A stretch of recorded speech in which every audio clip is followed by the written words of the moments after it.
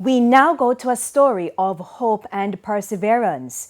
18 months after an attack almost claimed her life, Kaylan Dowdie is home.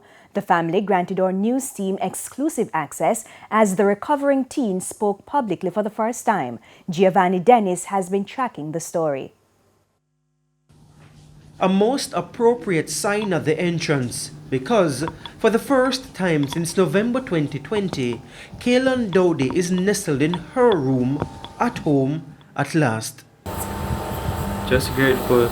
Though she hasn't regained her usually strong voice, her few soft-spoken words were enough to convey her message.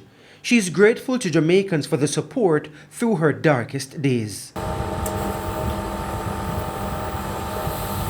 Her beaming spirit evident as we sat down with the 19-year-old, also beaming her 11-year-old sister, Cheyenne. There's no more sad days because I hope she doesn't go back in the hospital, and I love that she's home again because it feels normal but not as normal as it was before because she would be singing and those stuff. Mother Venetia Buckley spoke with us for the fourth time in 18 months. On a scale of 1 to 10, describe how you're feeling right now. 10.5.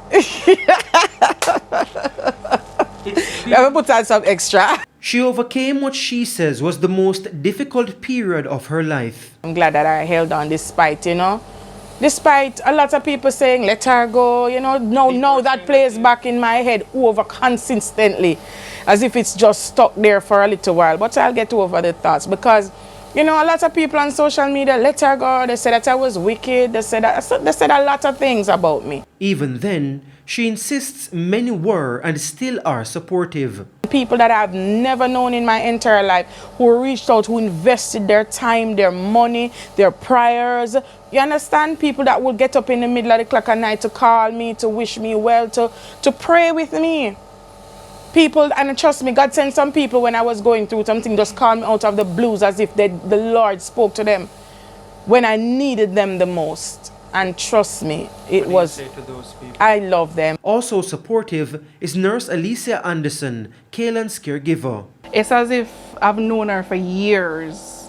She seemed like family, which they are like family. The ordeal brought tough lessons, chief among them. Never give up. It doesn't matter how hard it seems. It doesn't matter how dark your day might look.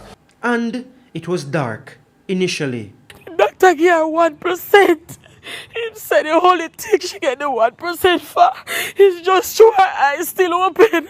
Fast forward to today, Miss Buckley is now an ordained minister. So life-changing has this experience been for Miss Buckley that she's now decided to start her own ministry. A whole lot is being birthed out of it. A book is coming. A book is coming. Music is coming as well. Gospel music is coming. A whole lot is coming. And I can't wait for Kaylan to start singing again for dash some of the song them pan her. Kaylan still depends on 3 machines for oxygen support. She also requires 24/7 nurse care and will need physiotherapy to walk again. It is killing me. It is expensive, I won't lie. It is really expensive. So what I want to implore everyone who can continue to donate. Venetia Buckley may be reached at 1-876-362-1827. Giovanni Dennis, TVJ News.